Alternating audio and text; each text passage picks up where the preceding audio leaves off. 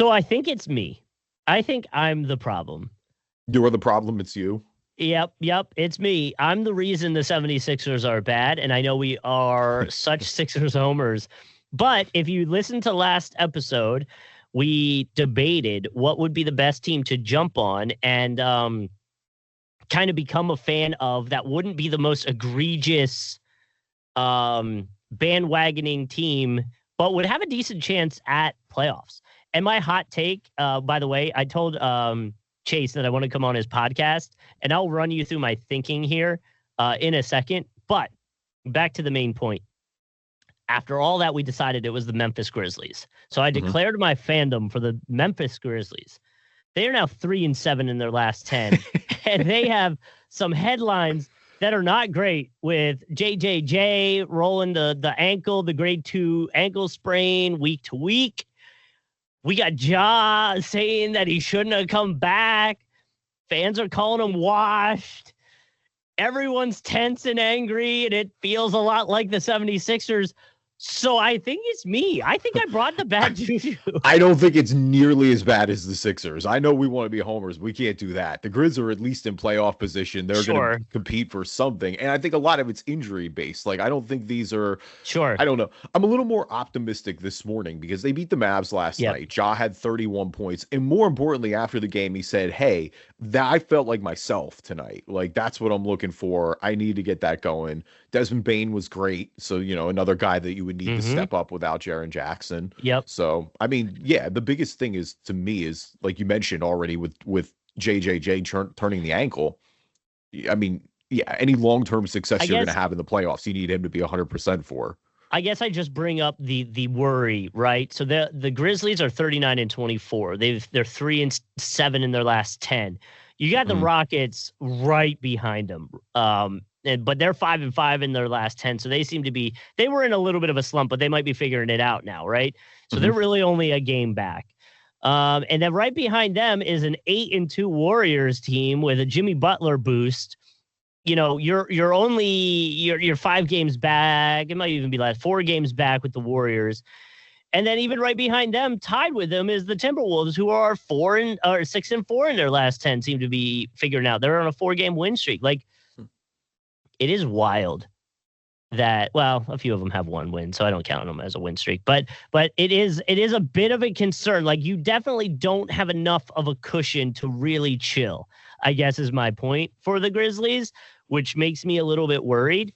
But my hot take is, and I forget how I got there. My hot take with the Grizzlies was, no matter what they do, they're a first-round exit in the playoffs. Oh, man. Okay. Because even against the lower teams.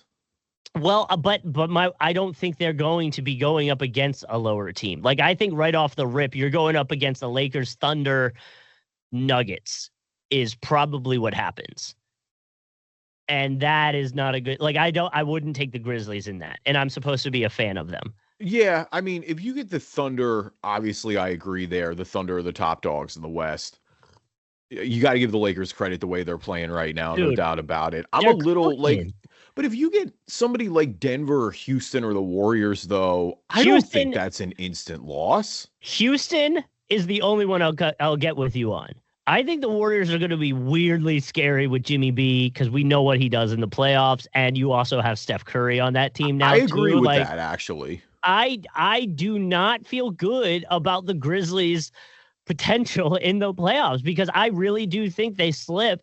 And if you slip even just a little bit, you're sitting 6th. Maybe you escape the play-in tournament, but then you've got a Thunder, Lakers, Nuggets probably right off the rip. I don't think you get out of that. So in my opinion, and this is where Chase and I went, and I mean, we were going through their schedule, right? The Grizzlies schedule. And it's not an easy one. I haven't looked at the strength of schedule rankings, but like, let me just look at, they'll get a win tomorrow against the Pelicans. They'll get a win against. They better. Yeah. Right. Sorry. I will just speak in potential here. They should get a win against the Pelicans tomorrow. They have a back-to-back after that against the Suns. Again, winnable. You should win that. Then you got the Jazz. You should win that. You should get the next 3.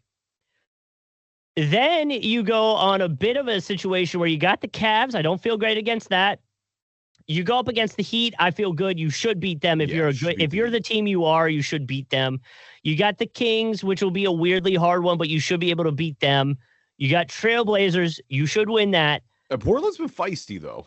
Right. I know. And that's why I'm saying you should. But then you got Clippers. Again, Clippers is a weirdly hard team to beat. But that's the game you got to win. And like the Kings, and these are all on the road because you're right. But like the Kings, Blazers, Clippers is definitely a hard stretch. If you're going to like lock in your seeding, those are the games you got to win. Well, that's what I'm saying. So especially at this point, it's safe to say maybe you go 500, right? Like maybe you go 500. Hopefully you go over, but the best case, I think you got to go a little above 500 if you're going to make it. Okay, so now we're at March 25th against the Jazz. You should win that. Got to win it now. March 27th, 29th, 31st, April 4th. You are in a gauntlet. Yeah. And then you have Heat, Pistons. Again, not easier games. You got Hornets on April 8th. That should be a layup. Timberwolves, Nugs, Mavericks end out your season. Yeah. I think the Grizz maybe go 500 to the end of the season, which I don't think is enough to keep fourth place in the West. Like, I think the Rockets will go potentially above 500. The Warriors are already above 500 in their last 10, so that probably continues. And the Timberwolves potentially do it too. So if things go real weird, you're sitting 7th, but I think you're sitting 5th or 6th in the West going into the playoffs, which is not a great situation for a matchup in that first round. No, I mean, 7's a worst case scenario because then even then you got to fight through the play-in game. And I think they escape the play-in. I don't think they're in play-in. Like I do feel like they're sitting like the first team out of the play-in when it's all said and done. But again, then you're not going up against somebody that's easy. Yeah, you're probably in Denver, which is, I would, like you said, I would lean Denver in that series as well. I mean, it is about Ja a little bit. And like, again, it's tough for me to be like Ja Morant is washed because he's been dealing with injuries. Like he had the hip injury that he missed 8 games in November for. He's had the shoulder, which has been ongoing and what it feels like. I mean, he's scoring. It's just his efficiency is down and the 3-point is down big time. I mean, he's shooting 28% from beyond the arc. Like that is just not sustainable if his athleticism is there. But I mean, even from the field in general, like he's shooting 43%. That's a career low for Morant so far in his season. Like, the optimistic part is that if he gets healthy and even reverts back to a little bit of what we've seen, why would you not feel good about this roster? Like when they all were playing together at the beginning of the season, you did feel pretty good. Like I still think there's a lot to like. Again, I'm high on Desmond Bane, Jaren Jackson's ankle. I mean, he was already back participating in shoot around, so I don't think this is a scenario where he's just like out for the rest of the year and this lingers. Like I think we probably see him there sooner than later, but do you at what point do you think though, and again, this is just me thinking outside the box and potential weirdness of the NBA, is there a point where like Memphis gets fed up with Ja? So I think there are some Memphis fans who are already saying that and that it feels like the Ja Morant like honeymoon is over, and that I don't want to say you like get ready to move him. That feels rash and ridiculous, but it's like, hey, you've got a good roster here. Like it's not like obviously like you would get quite the player back for Ja Morant. I feel like that's ridiculous at this point though. Like I don't think because he's dealt with the injuries too, like it's just it's really bleak right now. I mean, Tim McMahon, pulled this stat up, but it's like he's shooting 15.2% from beyond the arc since All-Star break. Like it's just particularly bleak right now. And I think that's what a lot of we've heard in the post-game interviews. You got to hope like this Dallas game was maybe the start of a turning point. A game like the Pels would get you going because you're right. Like they need him to be great down the stretch or the seeding is in play. And let me ask you this, again, just hypotheticals here, because like you said, the last 2 years, controversies, suspensions, injuries, like those are probably taking a toll. And Ja Morant's is very Westbrook-esque, where like the skill is coming from all the athletic abilities of this guy. Yeah. So if we're even seeing a little bit of that recession, like, what do you think this Memphis team looks like if you flip in Tyrese Maxey in Ja's place? I mean, bro, he's 25 years old. Like, hang on. I'm not giving him the athletic recession yet. He's not 30. Those injuries, though, might be starting it, is my question. I'm worried about the shooting more than I'm worried about the athleticism at this point. Okay. I mean, do I think you keep an eye on that? And because he's had some early on in his career and because his style of play maybe makes him more injury prone, yeah, I think you keep an eye on it. But again, I'm just not, I don't know. I'm not at the point where I'm ready to bail on the experience yet. Like, I agree. this is a good roster. Like, they have a lot of players here, but I don't know where exactly. Like, he's just still too important to the offense. Like, the only guy even, I mean, Bane's averaging 18, Jaren's averaging 22, almost 23 a game. Like, there's nobody else really even close. Like, we're looking at Jalen Wells and Santi. Like, I don't know. I can't really. He's just still too important to the offense right now. Well, that was my curiosity. Like, what player would you flip out Ja with and feel like Memphis stays the course or still has the same potential positive outlook this season? I think him and Maxey that's a good comparison, honestly. I think if Maxey's there, they're playing the same, if not a little bit better. I mean, Maxey's certainly been on the floor. I mean, now Maxey's kind of dealing with a hand injury of his own, but at least healthier was my thinking. Yeah, he's that was definitely my been thinking. healthier, and the shot has certainly been a lot better.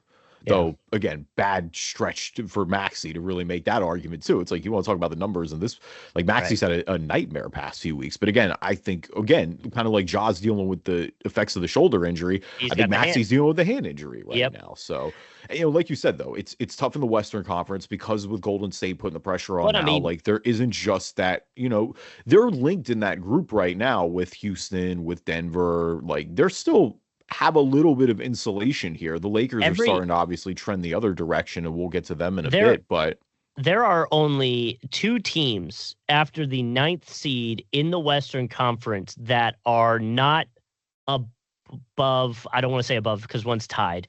That are not at least 500 or above in their last 10 games. And those two teams are the Clippers and the Grizzlies. And the Grizzlies sit number 4, and the Clippers sit number 8. Kings are 7-3. They're in 9th. Timberwolves are 6-4. Warriors are 8-2. Rockets are 500, which made me not able to make my first statement. So I'm a little pissed off at them. Nuggets, Lakers, and Thunder are 7-3, 8-2, 8-2. Like it's ramping up in the West, and it's always a gauntlet in the West. But like again, 10th place Mavs are 32-32. They're 500. Yeah, I mean, we'll get to them in a little bit. Like 10, I don't think is making any noise, but you're right. Between 2 and 9, one is not going anywhere either with OKC, but 2 to 9 right now is all in play. My point is 32-32 is like 7th place in the Eastern Conference right now. Yeah, like that's better than the Heat. Closer to catching Detroit. Right. That's wild. Yeah, the East is, I mean, we'll get into it because we're not going to talk a ton of East today. I mean, you're right. And it's just been a lot of disappointments. And it's funny because, that's with Detroit's been an overachiever this year. Like, I feel like everybody thinks that Detroit's having a way better season than we all expected. Like, Miami post Jimmy trade, obviously trending down. Atlanta kind of are who they are, but they're 5 under. So that's disappointing. Chicago's 500. Like, Chicago's 13 games under 500 right now. They stink. They've made a series of bad trades and have continued to blow it up. But, like, you know how it is. They'll always work their way in. I mean, yeah, the biggest disappointments down here right now in that play-in position are Miami and Orlando. Orlando is just falling off a cliff, which we talked a little bit about last week. Happens every year. Yeah, I'm telling you. You're going to make some enemies down there 2 hours away. Magic. Orlando Magic, we fail after All-Star break. That's literally the song now. Dude, man, that hurts. Like, I don't want the Magic to be like this. It's tough. But and everyone. And more bad news to Jalen Suggs. I don't think Jalen Suggs is going to play the rest of the year now. We talked about that last week. We didn't think he would, but that confirmation is And at this point, don't bring him. Like, don't rush him back. No. Like, you're not doing anything this year. You're 3-7 the last 10. But like, dead serious. Like, I want to say, I feel like I've been saying the Orlando Magic thing for the last 4 years. And every year, either Chase or somebody on the internet has a full-on excuse as to why. Sure, it's different reasons, but it happens every year. Yeah. And so that's why we're here. This year is the toughest because yes, I agree with that. Like, they do have a good core. Like, you got 2 great players in Paulo Banchero and Franz Wagner. Like, they surrounded them with people that I thought were going to be the talent this year. And I mean, Suggs has developed too, but like, yeah, guys have either underachieved or young guys haven't broken out. Surrounded with talent, yes, but didn't do anything to continue that at the All-Star break or at the trade deadline. And that's where my issue falls, at least this year, which makes it that much more disappointing is we all saw it coming and nobody made a move in the Magic organization. And now here we are 3-7 in our last 10 on a 5-game losing streak, singing the song. And it's like, oh yeah. I'm with you. Right. I think the front office should get, like, it's weird because I think there's a lot of blame to go around. I don't think there's like one singular thing to blame it on this year, like there is in Dallas, for example. But I think it's more of, I mean, I look at the front office. You're right. Like, not taking that swing around the trade deadline. Like, I feel like they haven't. And part of it is just they've never all played together. Like, it kind of got derailed early on when Paolo got hurt. Like, you've never really had Paolo, Franz, and Suggs on the floor at the same time. Like, that's unfortunate because in order for these teams, in order for the Magic team to really develop, like, you need that chemistry to build. That's what they're supposed to do early on when they're young. And just putting it out there, potential thought the Orlando Magic could do to maybe, little oomph to the positivity around it. As of March 8th, today, as of recording this podcast, there is a certain player that is a free agent after a 10-day contract with the Hornets. Go get the triple-double machine in Elfrid Payton. Bring him back. Oh my Put God. him out there. Yeah. Magic are retiring Dwight Howard's. Good. Or I don't remember if they're retiring his jersey, but they're inducting him in the Ring of Fame, which either way, like, that's extremely cool. We know how kind of messy the breakup was there, but like the fact remains is that Dwight is one of the best players in franchise history. He deserves a lot of credit for what he did during the ends of the 2000s, the early 2010s. So it's good to see that relationship starting to repair a little bit. Do you know the date on when they're doing that? Oh, here we go. The 13th. Oh no, he will be the 13th member of the Hall of Fame. Yeah. March 24th, it looks like, that game. What game who they're playing that game? March 24th, Orlando schedule. I guess it doesn't matter. Dude, my computer, I don't know why it is struggle busing today. Here we go. Schedule. Come on now. All right. 24th of March, Lakers. No, that makes sense. He won the title with the Lakers. No, come on, that's an awkward team to do it with. You got blown out by the Lakers on that night. He just won the Do it on the 25th when you're going to blow out the Hornets. Oh, so what? You want to remember him more with his time with Charlotte than with the team you won a championship with? Orlando's going to get a win on the night you get inducted, not blown out by 40 because of a pissed off Luka. No, I mean, well, whatever. It's going to happen anyway. Like, let Dwight be around the guys he won a championship with. Like, Dwight was a big part of that Laker. He kind of redeemed his Lakers arc a little bit there at the end. Yeah, but don't you feel like if you're going to get inducted to something, I want to be there when that team wins. Like, I don't want to be there when they get kicked. I hear you, but like, I don't care if I'm Dwight Howard. Like, what does that matter to me for? I guess it would be cool because you were on the Lakers, but you're also on every other NBA team in the league. So he was on Charlotte and Atlanta. Don't do him like that. And Houston, obviously, where Houston was still good. Yeah. He didn't end up. Oh no, that was Drummond. I was gonna say he didn't end up on the Knicks or the Nets. Oh yeah, no, Drummond. Yeah, Drummond was in Ben Simmons trade for Harden. Yeah. So yes, he was briefly on the Nets. Yeah, good times indeed. Welcome everybody to the Drive and Dish NBA podcast. My name is Kevin Rafuse. Joining me as always, my co-host Justin Cousart. It's cool when they do it. It's a problem when I do it. Thinking emoji. I was called a villain, bully, thug when I confronted a reporter for speaking on my family. Got suspended, fined, and eventually traded. I look forward to getting my lick back. I don't remember who this was. Who was this? DeMarcus Cousins. Oh, my goodness. When did DeMarcus Cousins confront a reporter? Let me see if I can find the story, because I didn't remember it either, but I knew it was topical, right? Confronts. There was definitely another. Oh, well, the Philly one, the Joel Embiid one. Oh, well, yeah, Mark. That's one of the rare instances where I'm like, I don't defend the journalist. Actually, so it happened. Marcus Hayes deserves it. December 17th, 2016. He curses out a reporter. Why though? Why did he do it? What was the story behind it? I guess it was here we go. The tirade. Oh, he was standing over him too. Oh boy, that's not a good picture. 7 feet tall. It's kind of he stands over everybody generally. No, but he's like up, like pointing down. Like it's not like just you know what I mean. Saw each other published. We're gonna have some real issues. Cousins said, "Don't ever mention my brother again." What was the story about, though? Addressed an incident at a New York nightclub earlier this month that resulted in Cousins and teammate Matt Barnes being sued over an assault. Okay, so there you go. Jeez. All right. So he's claiming this is why he got traded from Sacramento, too. I don't think that's why he got traded from Sacramento.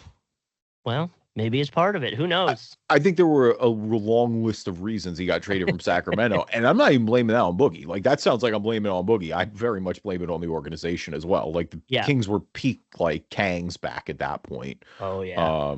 So, yeah, I mean, that was... Yeah, I think Boogie's tenure should definitely be evaluated a little bit. I forget I don't remember if it was Boogie or if it was Anthony Davis who was on a podcast, and they were talking about one thing that you and I talk about all the time, and that's, man, that half a season of Boogie and Anthony Davis was so electric, and I'm so frustrated. Dude, yeah, I'm so frustrated we never got to see how far that would go, because they were starting to figure it out, and it was just so different. Like, it was such a different style, but it was kind of working. It lives in my head, because I know it lasted 20 games. That is how much that lives in my head, that combo of Boogie and Anthony Davis. It happened for 20 games, and it was electric. Like, it was amazing. It was just because, everybody was pivoting to small ball at the time. And then you just go to the fact that, like, they were doing obviously something so radically different. And you're right. Like, it did feel like it was starting to work a little bit, but we just kind of got robbed. It's definitely one of the greatest what ifs there for me. We should go back and look at, like, the offensive efficiency of that team in those 20 games. Like, what were we working with there? What were we potentially going to see? There was just a singular play, too, where they were out on the fast break, and, like, AD threw that oop to Boogie, and I was just like, yo. Oh. I was like, hang on. I was like, because these boys can move a little bit, too. Like, they're not your traditional just sit in the post bigs. Who was Drew Holiday on that team still? I think he was still, yeah. Pelicans, Davis, and... I'm trying to see the whole roster. Like, what were we working out? Duo was elite. Look at that. Yeah. Pelicans record with Anthony Davis and DeMarcus Cousins. Here we go. StatMuse got it. They were 38 and 28 in the few games that they got together. Oh, that feels like way too many games. Oh, that was just DeMarcus Cousins with the Pelicans, but he was injured at some point he got hurt, so I don't think that counts. Either way, I'm trying to see 2017 roster. Pelicans 2017 roster depth chart. We had a team, if this would load. Rondo was there apparently too. Oh, is he still there? No. No way that's true. He might have been at that time. Okay, yeah. Dude, Rondo, Jameer Nelson were your point guards. Drew Holiday, Etuan Moore, Ian Clark, Jordan Crawford. Small forward was Dante Cunningham, Tony Allen, Solomon Hill. What a throwback. Anthony Davis, Miricic, DeMarcus Cousins, and Emeka Okafor. And Omar Asik was there too. Dude, this is a team. Look at that. Rebounding machine. Holy hell. That's crazy. Asik almost single-handedly won me a fantasy league one year. Because of rebounds? Yeah, just dominating, man. Every single time I had that category unlocked, he's good for like 12 a night. It was beautiful. Gotta love it. What a team. I would have loved to see a full season of that.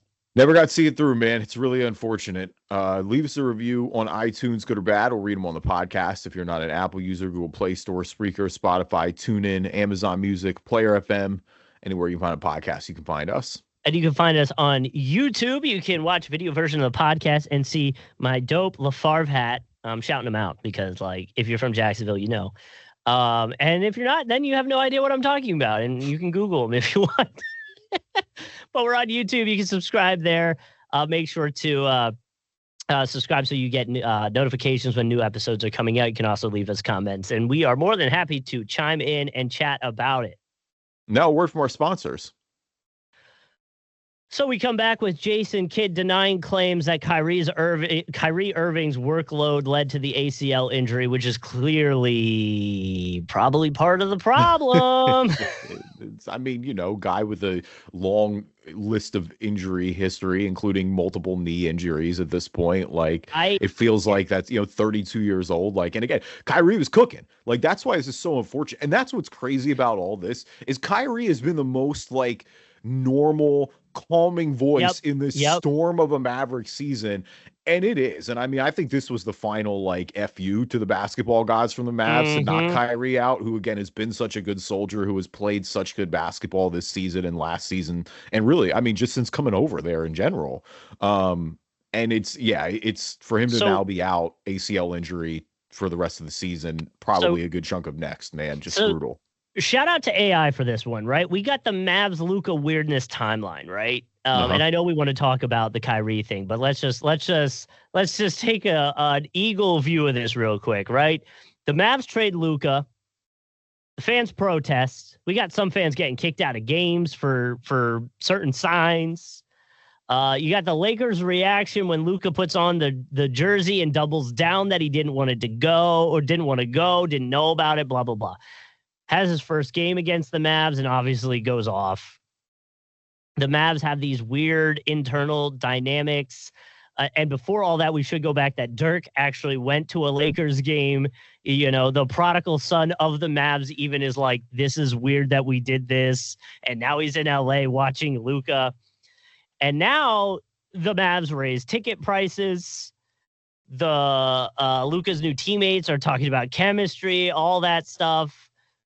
And then Kyrie's injury happens. You didn't even fully like rub the salt in the wound the way you could have. Like, how about the fact that like Caleb Martin for Quentin Grimes already was kind of suspect at the time, and then like again the Sixers not exactly having a great season, but Quentin Grimes goes out and drops 44 points against the Warriors in a win on national television. He's had multiple 30-point games since then. Like, it's pretty much been a positive one of the rare signs of positivity for the Sixers, and instead you got Caleb Martin, who again is dealing with injury, who has played big minutes in the past, but on playoff teams, specifically with Miami. But on top of that, like, that was worse against your captain Quentin was. If you didn't want to re-sign Quentin, that's fine. But like, you're objectively making your team worse with that trade right now. And like I said, this is a disaster of biblical proportions for Dallas, and it just keeps getting worse because, like you said, the Lakers, winners of 8 in a row as of recording this podcast, they're all the way up to 2 in the Western Conference. They've been the #1 defensive efficiency team since like the end of January, which by the way, is what the Mavs were worried about with Luka. That's why they traded him, is they wanted to have an elite defensive team. Yeah, Connect looks unmad. Connect doesn't look mad anymore about the trade, and it feels like he got his joy back and his hoop. And like, it's a disaster. This Lakers team looks great. Like, I don't know if I'm ready to pronounce them as like finals contenders or anything like that, but they're looking good right now. Like, they're starting to check boxes, and if Luka's going. Dude, if Luka's hitting those Steph Curry-esque, like, almost 3/4 court shots, like... Luka and LeBron had 32 and 11 each the other night, which, oh, by the way, LeBron having better stats right now than he did his MVP year in Miami at age 40. Again, it's just like, you know, getting the 50K the other night, too. Like, again, just add it to the LeBron mythology, like that this guy just keeps on going and playing meaningful basketball. But, yeah, I mean, when you look at it for Dallas, you flash back to it, like, even in your best case scenario, which was what this team would be the first time Anthony Davis played for that half, where it's like, you've got Kyrie, you've got Anthony Davis, you bring in Max Christie, like, you're going to go in on this defensive juggernaut. And like, I maintained if that team was healthy, they weren't going to fall off a cliff. Like, they still were going to be competitive. Now, obviously, we're well past the cliff at this point. AD's probably not going to play the rest of the season.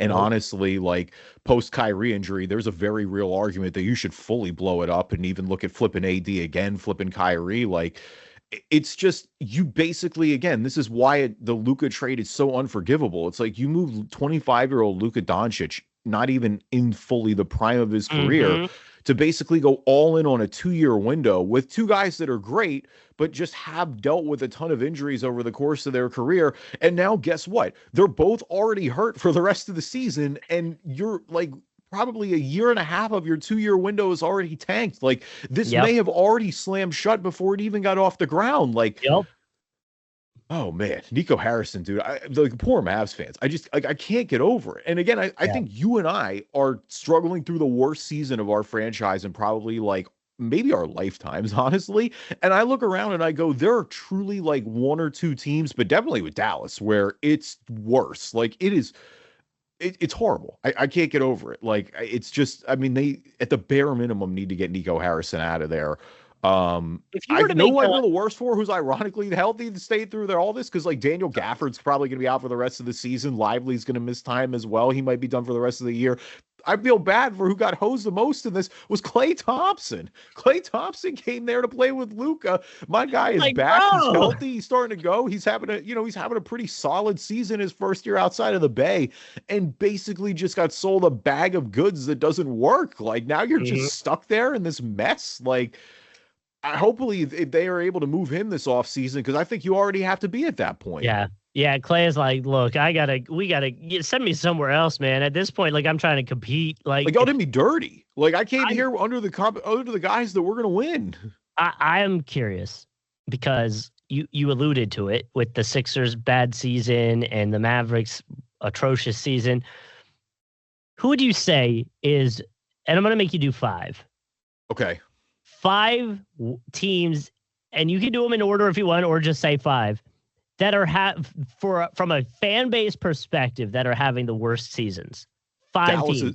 Dallas is unquestionably number 1. Like there is a large gap between Dallas and everyone else. It's not even close. If what Dallas has done, like get that out of the way. So Dallas 1.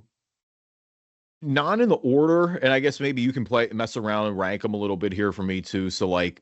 Yeah, I think the Sixers are in that conversation, not being a homer. Like huge disappointment all around. Embiid's hurt again with no like end in sight. Yeah, pretty miserable. I think Phoenix is having a super miserable season. Like you've completely mortgaged everybody, gone all in on this core with Durant, Booker, and Bradley Beal. And they're 2.5 games out of the play-in right now behind the Mavericks, who we just talked about. Like, even if you get in, I mean, Portland might jump you. Portland's a young team who's on the upswing right now. You're not really expecting them to be there. Like, Phoenix had finals goals. They're not even in the play-in right now. Like, and they have no draft picks. Like, the Sixers at least have that prayer where you have the draft pick if worse comes to worse. If they're able to get between 1 and 6, you'll at least keep that and add somebody. But yeah, Phoenix is probably going to have to trade Durant over the summer. Like I think they're definitely not having a great season. I think we talked about them a lot. I would say maybe Pelicans are in there because from day one, they've been dealing with injuries. Yeah, they've just had a nonstop. That's you're right. 4, like I think. Between Murray, that's 4. Murray, I mean, the good news for them is that Zion has been great. Right, but even Zion was dealing with injury. Yeah. Murray, like everyone's just been, and even Ingram when he was there, like everybody's hurt and dealing with injury. I think because like the Jazz weren't expected to be good, so I don't really want to put them there. No. I mean the other 2 is it's like on the constant misery index, right? It's like do you put Washington or do you put Charlotte there, or do you even put Washington and Charlotte above New Orleans at that point? Well, did you see the tweet that someone was like, should Cooper Flagg do another season so he can avoid going to the Wizards? And someone posted it saying, "We can do this game. We're gonna suck next year. We can do this game off." That's fine. We'll be right back.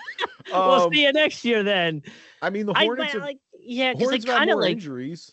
Would you say? And I agree because 14 wins and 12 wins is pretty miserable. But like, I don't know. When you put in some expectation, do you put a little bit of the magic there? Like they still are 9th. I don't know if you put the misery meter that high. I don't think they're in the top 5. I think the Magic, the way it's gone, are definitely like higher on the misery meter. Yeah. I mean, like there are other teams, like Chicago's been miserable this year. I think Miami not quite as miserable, but like post Jimmy, that's pretty tough. Like I get that there.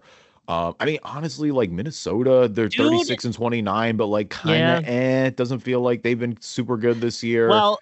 Yeah, but then again, it's like they're still going to be in the playoffs. So like that's where I don't think Minnesota's top 5. Like wait, say it again. Maybe Kings because I don't know. They're 7-3 in their last 10. Like you fired Mike Brown, but Doug Christie's been all right. Like you lost De'Aaron Fox, but you got Zach LaVine back. Like you totally get fleeced there. Do you put Spurs off the Wemby injury the Wemby news? And the Pop news too, low-key. I think the Pop news matter just because, again, with his legendary status, I don't think I have the Spurs. Again, they're lower a little bit still than I think I have some of the others. I think they're kind of in the Orlando category of like they're that maybe honorable mention, maybe. And maybe you go dishonorable mention. Maybe you go Hornets because like the LaMelo just like being injured and stuff. Like Brandon Miller's been hurt for a chunk of the season. Like your young guys, you can't. And I mean, the Hornets are just never good. Which I mean, the Wizards haven't been either in a while. But at least the Wizards have like the 2010s to look back on a little bit with John Wall and Bradley Beal. And I would say like Hornets wise, like you have names that you're like, oh, we're excited to see, and we just really haven't. So like, yeah. I guess that's part of it. You're 14-48. You're on a 9-game losing streak. I guess my vote's to throw them in that top 5. I think so too. I mean, the consistent best thing about the Hornets is their jerseys. Like they have great jerseys. Yeah. Like, without some of the cleanest in the league. But the fact that the NBA collectively made a joke that LaMelo saw more court time doing his performance at the All-Star break than he has all season is kind of like, yeah, that tells you where we're at.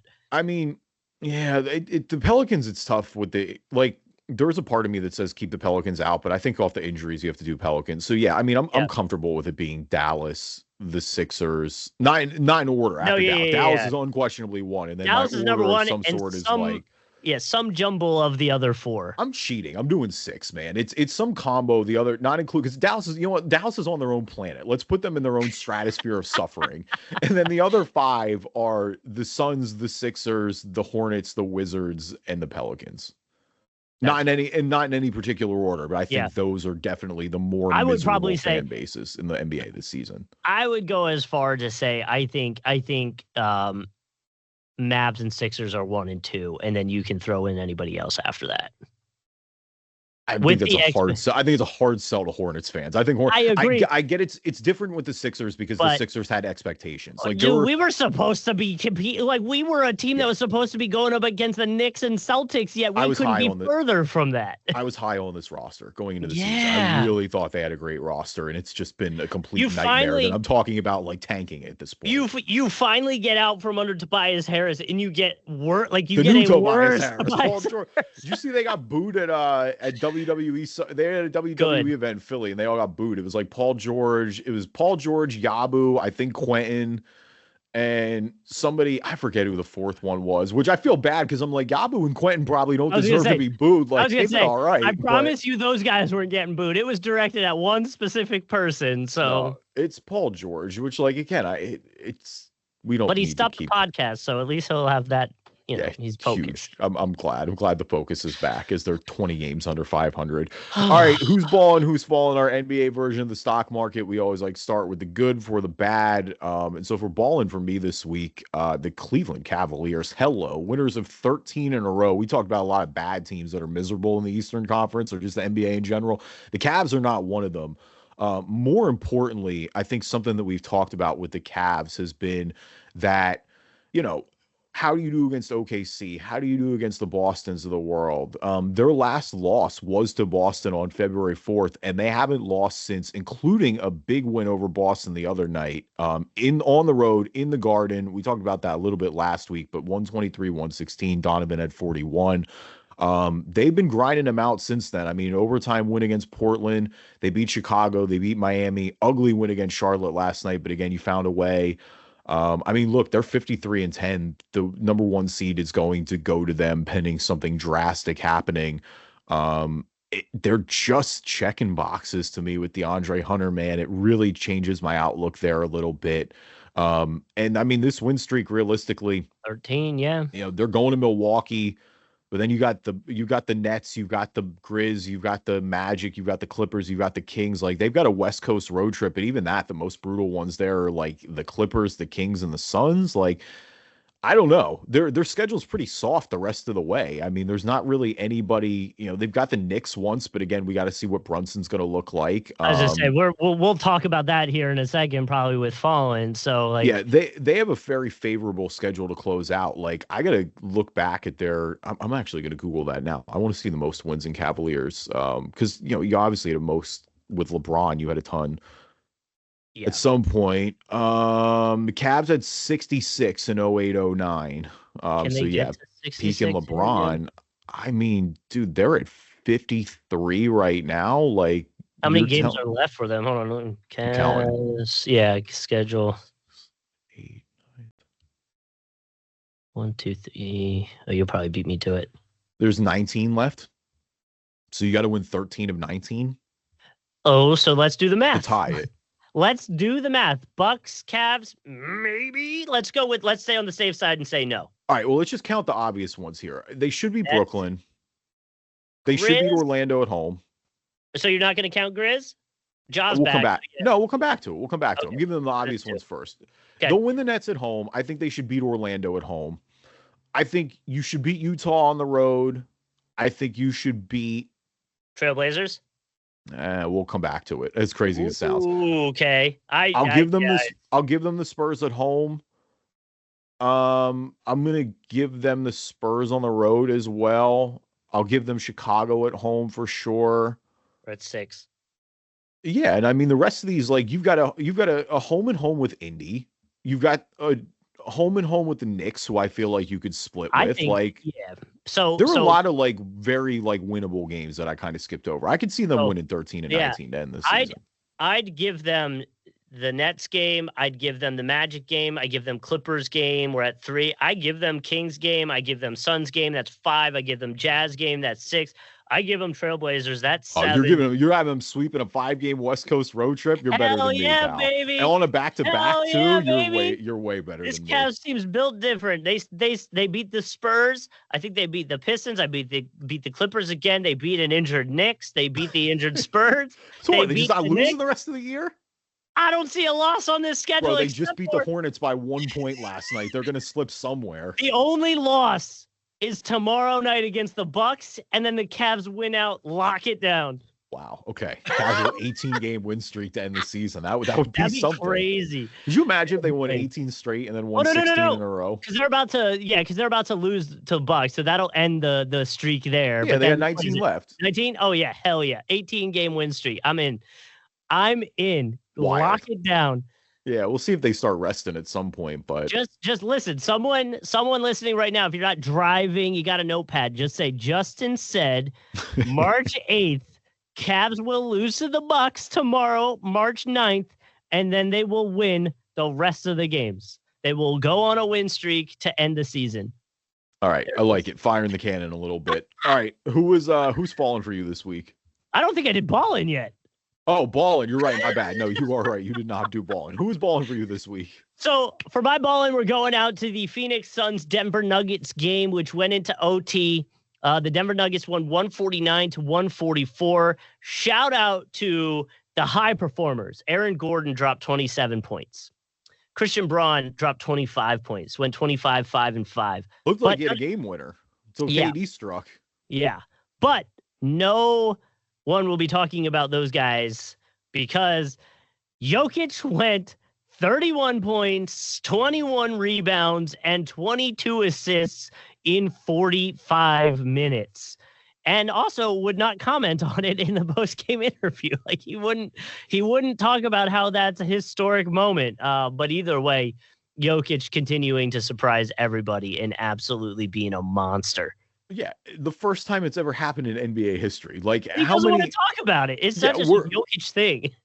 How many like games in the NBA have been played over the years, and the first time that this has happened, like this guy, it's ridiculous. Like he's the best player in the NBA to me. And honestly, didn't just like barely get it. I mean, he had 21 rebounds and 22 assists and 31 points. Like it's not like he was like 20 and 30. Like he was still over it a little bit. I mean, he's averaging a triple-double this season. Like, my guy is the center. He's averaging 10.6 assists in the season. Like, it's crazy. It's looks like the numbers that Wilt Chamberlain would have put up back in the day. Like, we're in that level of stats with this guy. Like, he's truly unlike anybody we've ever seen. What's Jokic's highest points in a game? Do you know? It's high. I think it's like 60 or 70. Points in a game. 56. He did it December 7th against the Wizards, which would make sense. That feels right. That feels right. That's so messed up. It doesn't say what season it was. It doesn't say year. I don't hope this isn't only pulling from this year. I feel like it was recent. I feel like it was like last year. I feel like I remember that game. Most points in a game is 56. Do you think we ever get a 70-point game out of Jokic? I mean, sure. I'd put nothing past him at this point. Like, I don't know, it's so man. tough because, like, I don't know. Jokic doesn't always look to score like that, but I Right, feel like that's he what I mean. does. Like, he has games where I feel like he knows where it's time to take over. Well, and I bet if he like put like if there was a game where he's like, all right, I'm just not getting assists this game, and he just turned it into another 12, 14 points, 15 points, whatever it is, like, yeah. But I kind of don't think we see a 70-point game out of him because he's too much of a passer, too much of like the team ball guy, you know? Like, I don't know. I 56 is a lot, don't get me wrong, but I with his passing abilities, I just don't see why we would get a 70-point game out of him, because he's just going to get the teammates involved. Yeah, I mean, he certainly, like you said, definitely looks to facilitate first. Like, that's what part of makes him so great. Mm-hmm. Yeah, just first time in NBA history. Like, I just can't get over that. Wow. Anytime you say that, it's pretty crazy. All right. You want to jump into Fallin? You want me to go first, or you want to do yours? No. Well, yours is more funny. So let's end on a funnier note. Yeah. LeBron, oh yes. Okay. Yeah. So Fallin for me.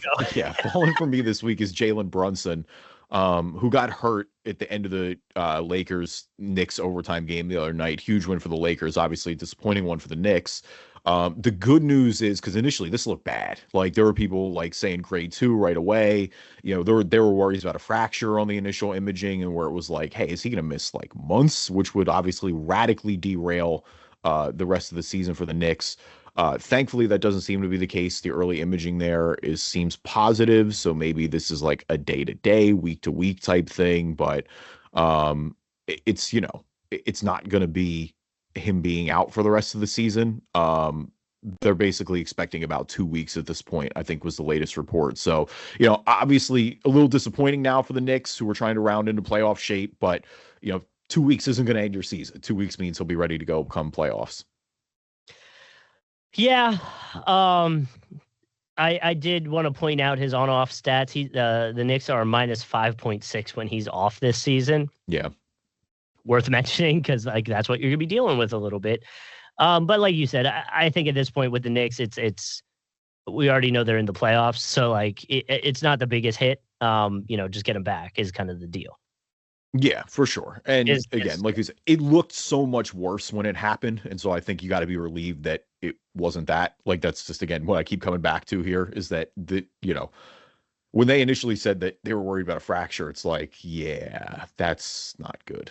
Yeah, and it didn't look good. I mean, you see his ankle when he comes down, like it is 90-degree turn. It is gross looking, but yeah.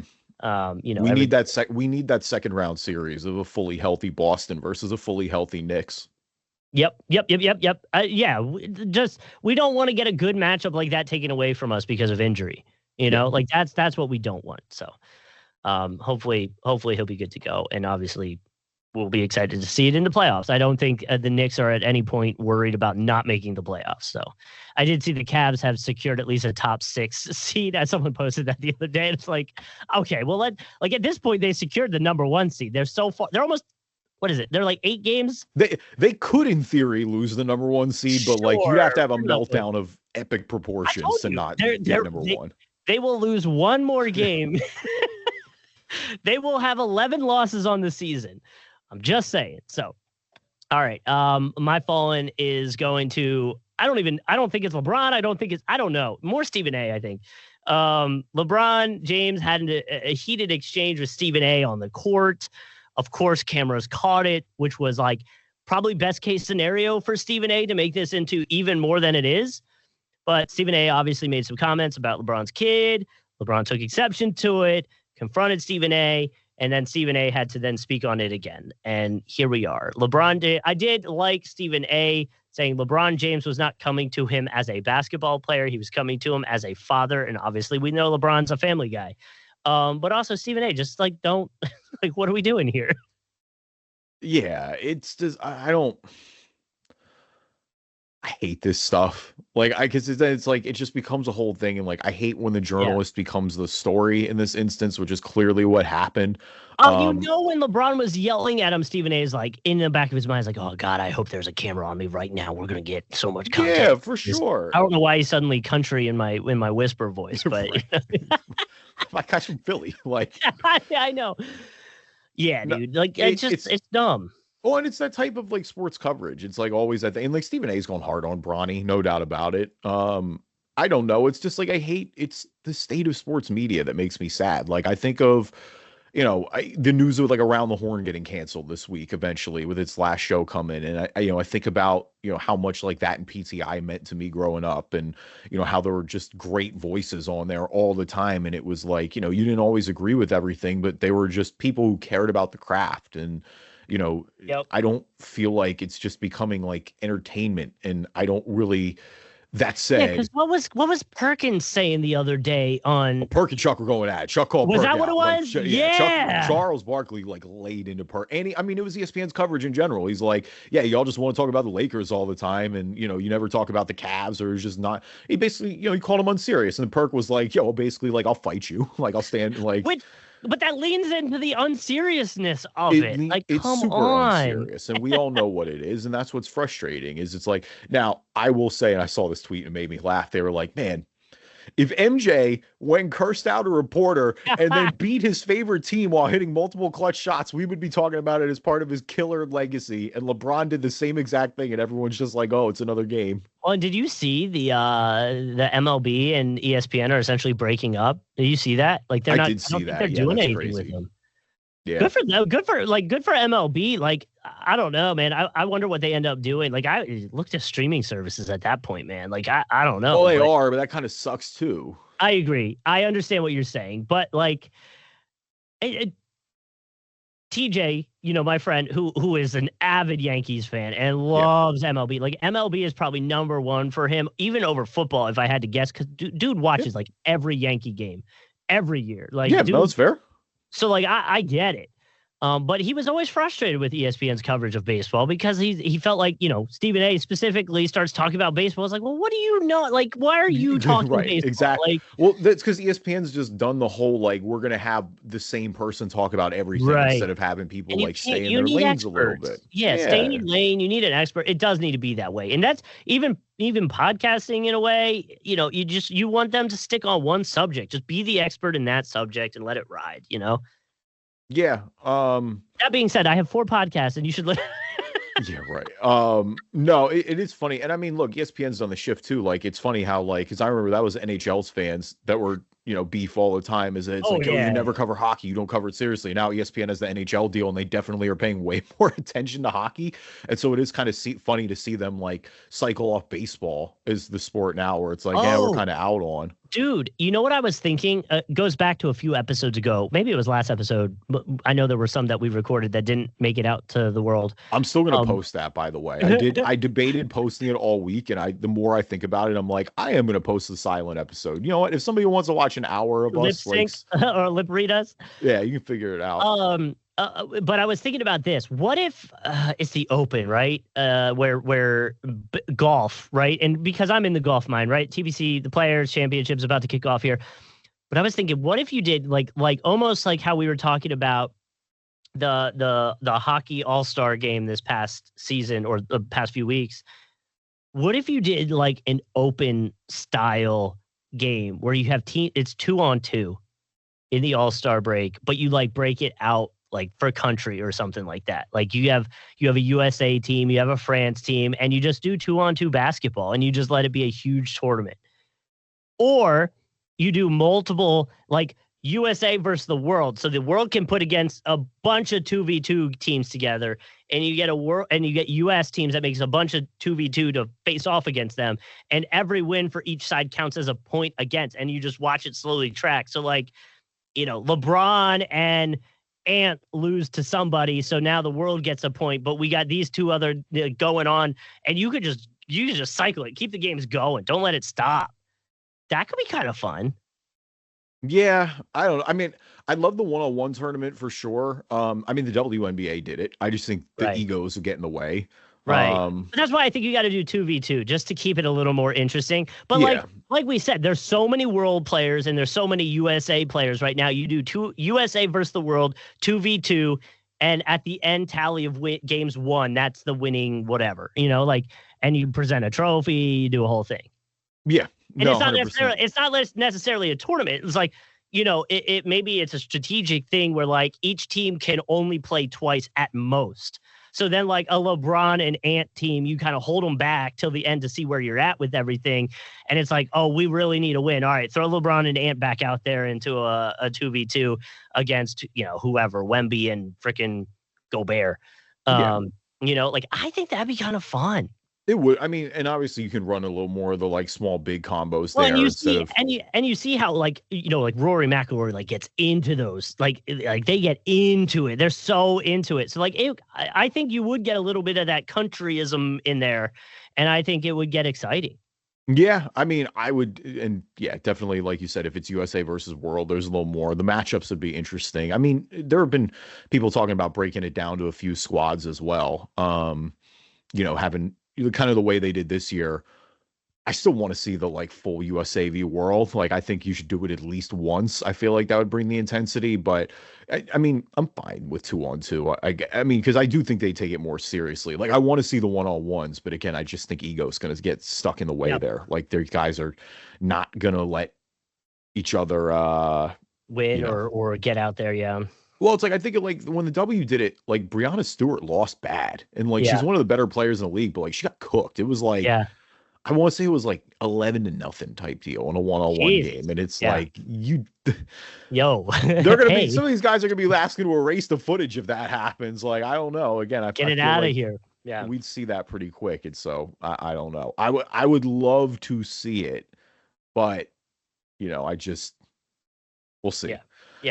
Thank you, everybody, for listening to this episode of the Driving Dish NBA podcast. Appreciate you guys, as always. We're still working on some technical stuff. We'll get back to Immaculate Grid eventually, so stay tuned for that. Leave us a review on iTunes. Go to Rattle. Read them on the podcast. If you're not an Apple user, Google Play Store, Spreaker, Spotify, TuneIn, Amazon Music, Player FM, anywhere you can find your podcast, you can find us. And I just want to point out, Adam Silver, I know you're listening. I have patented that idea. So if you want to try it, you're going to have to pay me. Yeah, right. Yeah. They should have paid Keith Smith when they went to Disney. Right? Hopefully they'll pay you this time around. Yeah. So like we said, working out some technical issues. We do still have video up on YouTube. You can follow us there and subscribe, and you'll get notifications when new episodes are coming out. All right, I always gotta forget how to stop the recording here. I was like, I don't want to say anything. Okay, stop recording. There we go. Good, huge.